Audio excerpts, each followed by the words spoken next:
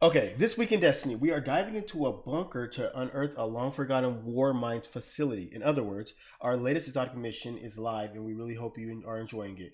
Your time using the very cool new axe to keep the conductor forces at bay. All right, so here's the timestamps, or I should say the chapters for the Twid. We have go play Heliostat. We have no power resets and Renegades. Good stuff so far. Update 9.1.5.1 reminder. Arms Week is live. Trials of Osiris tomorrow. Yes. And then we have Bungie Foundation at TwitchCon and new Heliostat Bungie rewards. Okay. All right. So with that said, let's begin. Okay, Heliostat is live. How are you enjoying our latest exotic mission? Did you have a good time with your new Scion buddies that the Quetzal sent to assist you? And how about Wolfsbane, our first ever exotic axe, the first ever of its kind? It's very strong, and you can make it even stronger if you find all the secrets in the mission. Heliostat can be accessed through the portal. Your first completion will be locked at the normal difficulty with fixed modifiers, and you will be rewarded with the power bump for all fire team members. After that, you can customize the experience and launch it from the Pinnacle Ops tab. During the first week, all of Wolfsbane intrinsics are available along with one of its exotic catalysts. Starting next week, the remaining catalysts will be available for everyone to discover. Look carefully and you'll find the secrets available. Okay, so I have not done the Heliostat yet, but for those that have, I have heard that a lot of people were surprised that they got the intrinsics all at once. They thought it was a bug, but according to Bungie, that was supposed to happen. And then obviously one of the exotic catalysts is available as well. So I did mention a couple of days ago that I was probably going to do the Heliostat exotic mission this week. That's still on the paper. Not today, maybe tomorrow after trials, we'll jump into the mission so we can see what all the talk is about with Wolfsbane. Okay, Destiny 2 Renegades Power Reset Update. This is juicy, people. This is the good stuff. All right, in keeping with our commitment to hear and act on player feedback, we have some major changes to announce to how Seasonal Power will carry over at the beginning of Season 28 and the launch of Destiny 2 Renegades. Seasonal Power will carry over from Season 27. Tooltips will be updated to reflect the removal of the Seasonal Power Reset. Unstable cores will carry over. Bungie, if I was able to do a sound effect right now, I would be, oh man. Okay, so again, two things. Seasonal power will carry over to the next one, so there'll be no reset. We're not going back down to 200. Okay, there's no more power grind, at least for Renegades. And second thing is unstable cores, which are the bane of my existence. I do not understand why Bungie has made it so difficult to obtain higher amounts of unstable cores, and why it costs so much to upgrade weapons at a lower light level up to your current. So for example, if I'm running with my Titan at 512 and I have a last Thursday, my God roll last Thursday that's sitting at 200, if I want to get that 200 last Thursday up to one of my weapons at 512 Titan, it's going to cost me over 30,000 unstable cores. So while this is a step in the right direction, Bungie, I appreciate that for Renegades, you have to do something, please. You have to do something about the upgrade path when it comes to upgrading our weapons levels. It is insane. It makes no sense. I don't understand how the formula came up. The math isn't math. Oops. The math isn't mathing, all right? I don't understand how you can break down a weapon and get 800 cores. We're talking about a weapon at around 500, right? Or more. You get 800 cores, but if you want to upgrade a weapon, like my last Thursday, that's a 200 up to the 500 plus range. It's gonna cost you 30,000. It makes absolutely no sense. The math's not mathing. Bungie, we need something fast. We need to update fast. But let's move on. Okay, I'm getting off course here. Okay, since the announcement, we've seen some general questions about the power cap and unstable core economy. We have no plans to raise the power cap at this time. It will remain at 550 through Renegades. So that's good. It's good to know. Our next priority for unstable cores is to revisit the economy and address player feedback around the currency. We plan to have more detail in the future Twid. Stay tuned. Oh my God, it's happening. I just ranted. If I did not rant and would have waited a few seconds, I would have saw. So Bungie has heard our fucking cries, because they have been cries, no joke. And it looks like there will be some information coming soon. Details coming soon. Hopefully it's something to do with the amount we're going to be able to get, or they're going to basically nerf how much it's going to cost when you want to upgrade some of your weapons. So either way it goes, really excited about that. Okay, in addition, we will be adding a power catch-up in update 9.1.5.1 on October 14th to get new and returning players to boost up to 300 power. As a reminder, we're also introducing a number of important adjustments to activity rewards and power climb in the next week's update. Read on for a recap. Okay, portal and progression changes in update 9.1.5.1. As we outlined late last month, unless update 9.1.5.1 will include tuning adjustments to how players interact with and progress in the portal. When this update goes live on October 14th, this will include bumps to power earned and rewards, reductions to the difficulty caps at higher difficulties, and the removal of activity power increases when adding challenge modifiers and custom activities. Good to note. All right, here's a selection of some of the imminent changes. All right, we are speeding up the power climb with more powerful drops in solo ops, fire team ops, and pinnacle ops. Almost every activity grade for each power range will see an improved drop. Nice. The extra bonus engram awards you get on top of your completion prizes will now have the same power as the engrams from the end of activity chest. Damn it, Bungie. Damn it, I knew you guys had it in you. Okay.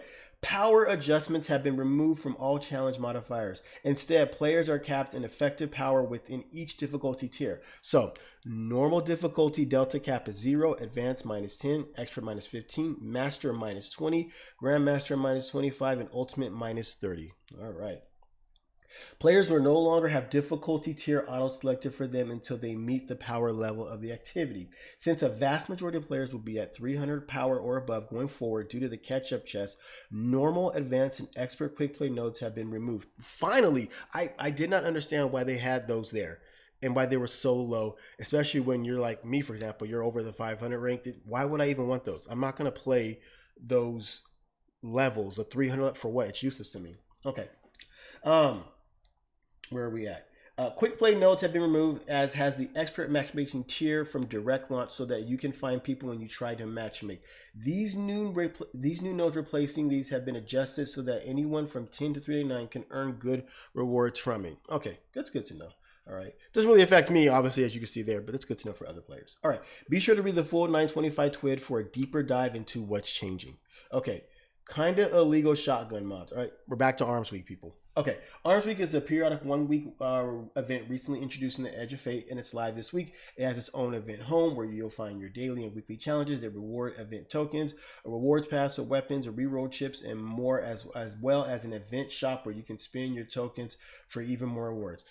Don't get me started on the event shop. All right, it is BS, okay? And Bungie needs to do something about that too when it comes to Arms Week or any other upcoming event that uses this type of vertical. It needs to be adjusted, okay? All right. With shotguns taking the spotlight iteration of Arms Week, the Tractionist Stasis Rapid Fire Slug Shotgun is available for a second time ever. It has a new archetype for slug shotguns, and along with perks like proximity power or chill clip, it's worth having one round additionally. Other legacy shotguns will be available to buy with event tokens.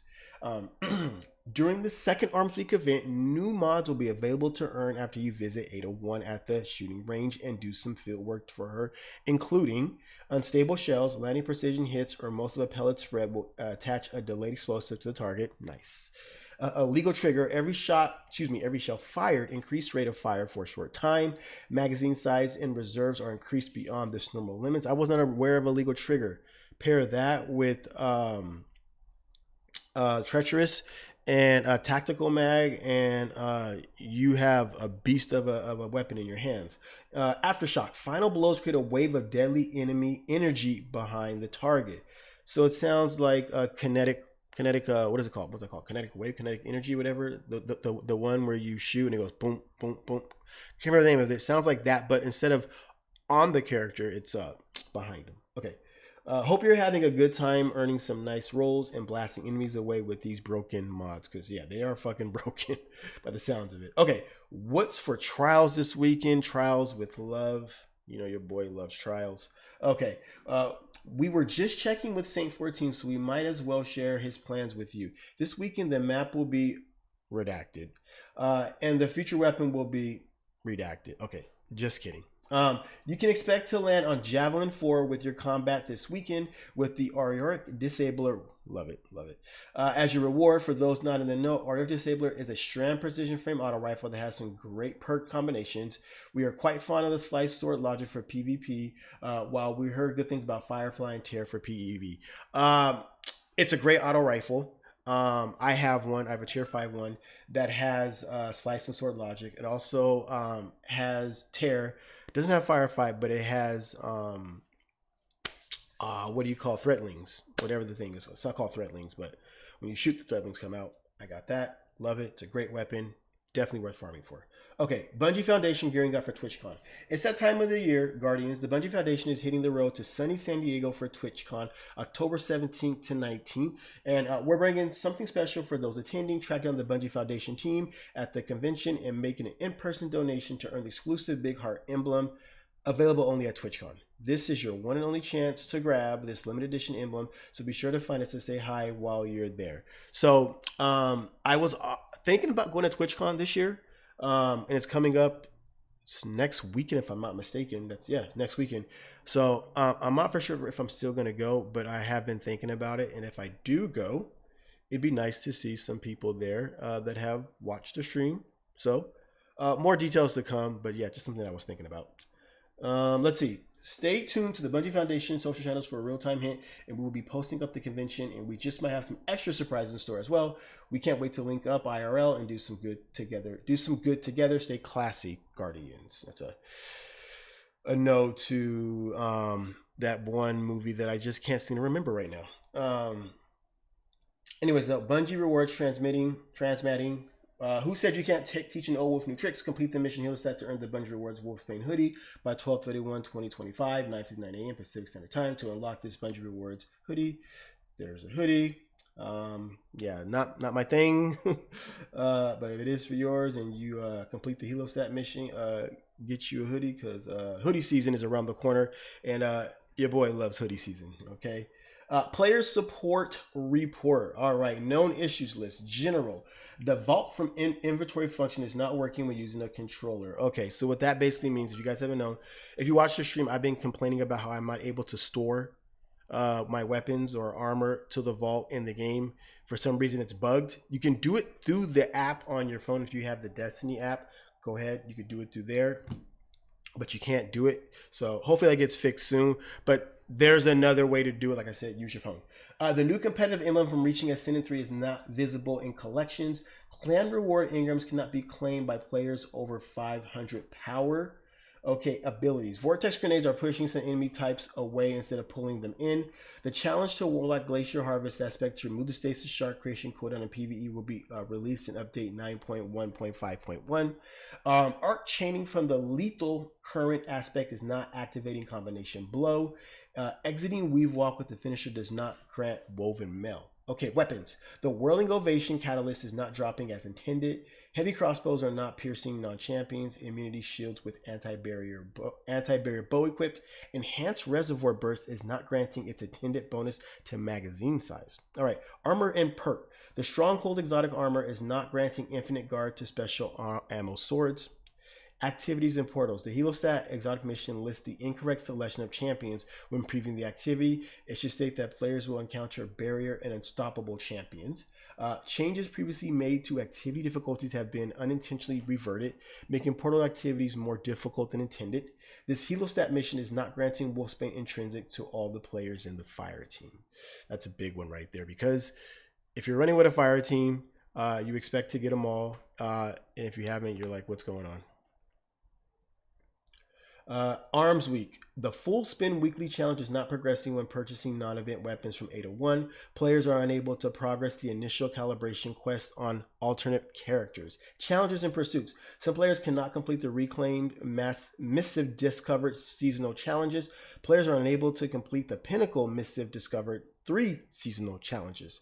Raids and dungeons. Players who complete the Atlas and Almanac quest and the Desert Perpetual Epic before completing the Maps and Territories quest in the normal version of the raid are unable to complete the latter quest. The Phase Race, Feet Wipe, and Argyros inherent encounter in the Desert Perpetual Epic is triggering too early. Okay. Now, poor orgy. Org? Did I say orgy? I mean org. Poor org. Movie of the week. We knew holograms in the shooting range could be deflated. We surely didn't. There's a video right there. Won't play that right now. Moving on. Cute Vex, artist of the week. We know you're all obsessed with the drip of the Vex criminal coming with Renegades. We are too. Look at that. Boom shakalaka via Twitter. What do you guys think about that? Pretty cool. All right, Twid is over, folks.